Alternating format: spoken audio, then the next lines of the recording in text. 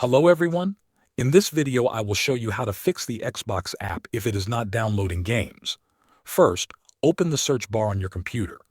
Once the search bar is open, type wsreset.exe. You will see it appear in the results. Click on it. This will reset the Windows Store cache. It may take a few moments to finish, so be patient. Next, go back to the search bar and type Microsoft Store. When you see it in the results, right-click on it and select App Settings. This will open a new window with options for the app. First, click Terminate.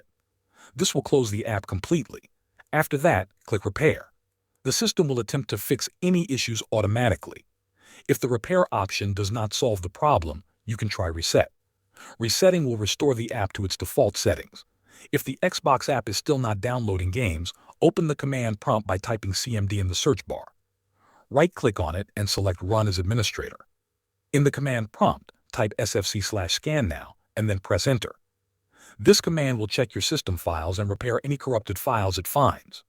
After the scan is complete, restart your computer. Open the Xbox app and try downloading a game. In most cases, these steps should solve the problem. Thanks for watching.